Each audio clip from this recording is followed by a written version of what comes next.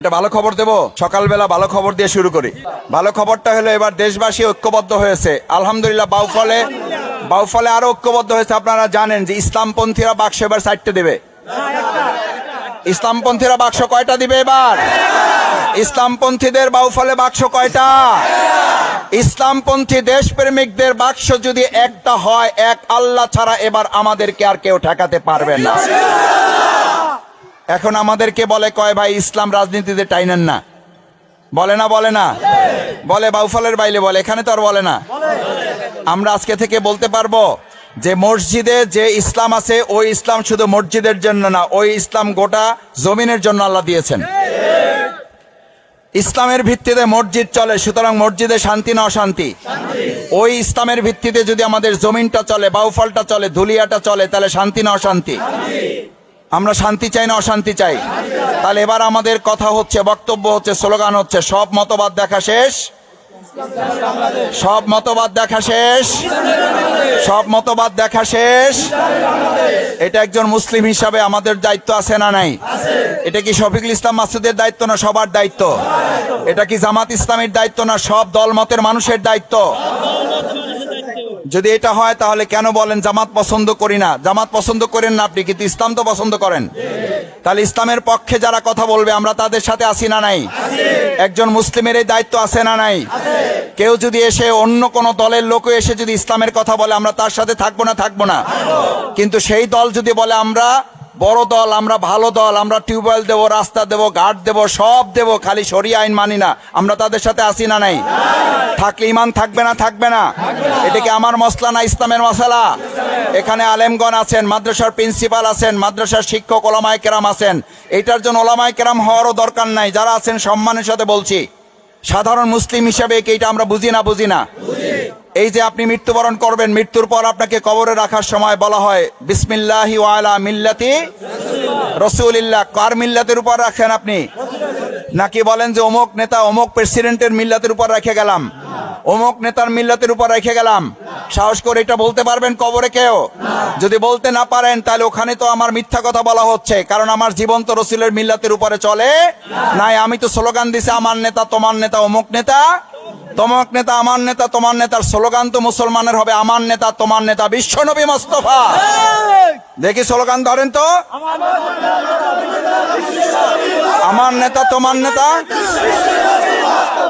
আমার নেতা তোমার নেতা বিশ্বনবী মুস্তাফা, বিশ্বনবী মুস্তাফা, আমার নেতা তোমার নেতা, নারায়ে তাকবীর, আল্লাহু আকবার। তাহলে আমরা কি ইসলামী আইনের পক্ষে এবার একজোট হতে পারলাম ইনশাআল্লাহ? আমাদের এই সমাজ, এই রাষ্ট্রটা পরিচালনায় আল্লাহ তাআলা আমাদেরকে খেলাফতের দায়িত্ব দিয়ে পৃথিবীতে প্রেরণ করেছেন। আমরা যা ইচ্ছা তাই করব, এটার জন্য পৃথিবীতে আমাদেরকে পাঠানো হয় নাই। আমাদের ইচ্ছায় মূল সিদ্ধান্ত নয়। আমরা কার ইচ্ছা পালন করি? আমরা নিজের ইচ্ছায় পৃথিবীতে আসি নাই, আসছি আল্লাহর ফয়সালায়। আবার আল্লাহর ইচ্ছায় পৃথিবী থেকে আমাদেরকে চলে যেতে হবে। যে আল্লাহর ইচ্ছায় আমরা আসছি, যে আল্লাহর ইচ্ছায় আমরা আবার পৃথিবী থেকে চলে যাব। আমি আপনাদের কাছে জানতে চাই, সম্মানিত মুরব্বিয়ানে কেরাম, ভাই বন্ধুগণ, আমার বোনেরা মায়েরা, যে আল্লাহর ইচ্ছায় আমরা পৃথিবীতে এসেছি, যে আল্লাহর ইচ্ছা আমরা পৃথিবী থেকে চলে যাব, সেই আল্লাহর ইচ্ছা অনুযায়ী যদি দুনিয়ার এই মাঝখানে সময়টুকু আমরা পরিচালিত করি তাহলে শান্তি না অশান্তি? আপনাদের কাছে জানতে চাই, আমাদের এই মাঝখানে সময়টুকু কি আল্লাহর ইচ্ছায় চলে না এখন মানুষের ইচ্ছায় চলে? মানুষের ইচ্ছায় চলতেছে। আল্লাহর আইনে চলে না মানুষের আইনে চলে? আমাদের আদালত কি মানুষের আইনে না আল্লাহর আইনে চলে? আমাদের অর্থনীতি মানুষের আইনে না আল্লাহর আইনে? তাহলে আমরা আজকে মানুষের আইনে কি শান্তি পাচ্ছি না অশান্তিতে আছি? আমাদের কি শান্তি দরকার না অশান্তি দরকার? শান্তির জন্য কি ইসলাম দরকার না মানুষের আইন দরকার? ইসলাম পাইলে কি আমরা শান্তি পাবো না?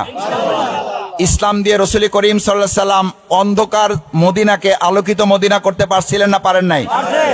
আমাদের বাউফলকে যদি আলোকিত বাউফল করতে চাই তাহলে মানুষের আইনে হবে না আল্লাহর আইনে হবে? সেই আল্লাহর আইন কি আল্লাহ ফেরেশতা দিয়ে বাস্তবায়ন করবে না মানুষের হাতে ক্ষমতা আছে? সেই ক্ষমতা প্রয়োগ করার সময় সামনে আসতেছে না? গণতান্ত্রিক প্রক্রিয়ায় আমাদের ব্যালটের মাধ্যমে আমরা যদি সিদ্ধান্ত দেই যে এইবার আমরা মানুষের আইন দিয়ে আমাদের দেশ চালাবো না, বাউফাল চালাবো না, পটুয়াখালী অর্থনীতি, রাজনীতি, সমাজনীতি কোনো কিছুই চলবে না মানুষের আইনে। চলবে কার আইনে? কার আইনে চলবে? এই আল্লাহর আইনে চালাইতে হবে। এটা কি আমাদের শখের ব্যাপার না এটা আল্লাহর সিদ্ধান্ত? এটা কি আমাদের জন্য সুন্নাত, নফল না ফরজ? এটা কি নামাজের মতো ফরজ না তার চেয়ে কম ফরজ? এটা বরং নামাজের চেয়ে বড় ফরজ। কারণ প্রিয়নবী রাসূল করিম সাল্লাল্লাহু আলাইহি সাল্লাম 27টা যুদ্ধ করেছেন কেন? 27টা যুদ্ধ করেছেন কেন? শুধু কি নামাজের জন্য? শুধু কি রোজার জন্য? এটার জন্য যে অর্থনীতিও ইসলামের আলোকে চলবে, রাষ্ট্র ইসলামের আলোকে চলবে। সেই জন্য প্রিয়নবী রাসূল করিম সাল্লাল্লাহু আলাইহি ওয়াসাল্লাম পিছনে যে মসজিদ দেখতে পাচ্ছেন, আমাদের মসজিদ আছে, আছে। এই মসজিদের ইমাম আছে না নাই? এই মসজিদের ইমাম যিনি হবেন তিনি সমাজের ইমাম হবেন, আবার সমাজের ইমাম যিনি হবেন তিনি এই মসজিদের ইমাম হবেন। তখন আমাদের সমাজে কি আসবে? এরকম শান্তি মসজিদে নববীর মাধ্যমে মদিনায় আসছে না আসে নাই? মসজিদে নববীর ইমাম ছিলেন প্রিয়নবী মুহাম্মদুর রাসূলুল্লাহ সাল্লাল্লাহু আলাইহি সাল্লাম। আবার তিনি ওই মদিনা রাষ্ট্রের প্রেসিডেন্ট ছিলেন না ছিলেন না? দ্বিতীয় কথা হচ্ছে এই ধুলিয়াতে নদী ভাঙ্গন আছে, আছে না নেই? আমাদের চর দখলের প্রশ্ন আছে, আছে না নাই? আমাদের জেলেদের মাছ ধরার ব্যাপার আছে, আছে না নাই? আপনারা কি স্বাধীন বাংলাদেশে আছেন না পরাধীন বাংলাদেশে? কয় পরাধীন বাংলাদেশে? 71 সালে তাহলে কি করলেন? 2024 সালে জুলাই আগস্টে স্বাধীন হয়েছি না হয় নাই? স্বাধীন হওয়ার পরও আমরা কেন চরের দখল বুঝে পাইলাম না? স্বাধীন হওয়ার পরও আমাদের জেলেরা কেন ট্যাক্স দেওয়া, কমিশন দেওয়া ছাড়া মাছ ধরতে পারে না? স্বাধীন হওয়ার পরও আমাদের জেলেরা কষ্ট করে রক্ত ঘাম করে মাছ ধরার পর দাদন দেওয়া ছাড়া তারা কেন বিক্রি করতে পারে না? এই সমস্ত কিছুর কবর রচনা এবার ব্যালটের মাধ্যমে আমরা দিতে চাই। ধুলিয়ার এই সমস্যার সমাধান চান সবাই? এই সমস্যা 53 বছরে সমাধান করছে কেউ? এমপির পর এমপি হয়েছে না হয় নাই? নেতার পর নেতা আসছে না আসে নাই? একটা বার ইসলামপন্থীরা কি আবদার ধুলিয়াবাসীর কাছে করতে পারে না? এই 9 নং ওয়ার্ডবাসীর কাছে কি আমরা করতে পারি না?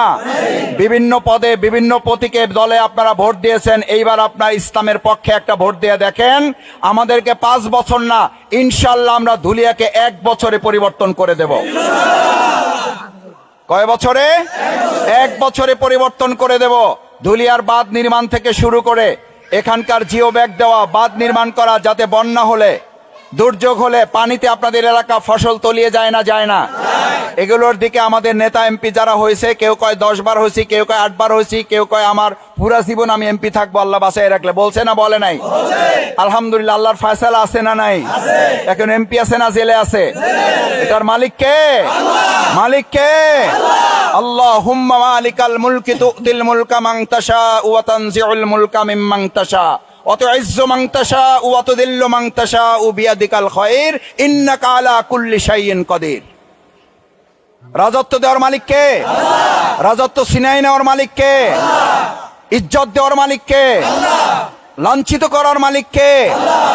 যদি সেই আল্লাহর প্রতি আমরা বিশ্বাস রাখি, ইনশাআল্লাহ এই ধুলিয়ায় আল্লাহ তাআলা আসমান এবং জমিনের বরকতের দরজা খুলে দেবেন। আলহামদুলিল্লাহ। শেষ কথা, এই ধুলিয়াতে বিভিন্ন সময় দুর্যোগ হয়েছে। আমরা আজকে শুধু কথা বলতেছি না, টুকটাক ইতিপূর্বে কিছু কাজও করছি। করছি না করি নাই? চান্দা নিছি আপনাদের কাছ থেকে? জামাত আপনাদেরকে জোর করে কিছু করছে? জামাত নেতারা কারো জমি দখল করছে? জামাতের কর্মীরা কারো দোকান ঘর দখল করছে? একটা প্রমাণ যদি কোথাও দিতে পারেন, আমি শফিকুল ইসলাম মাসুদ ধুলিয়াতে আর পা রাখবো না। একটা ভোটও এই ধুলিয়ায় দরকার নাই।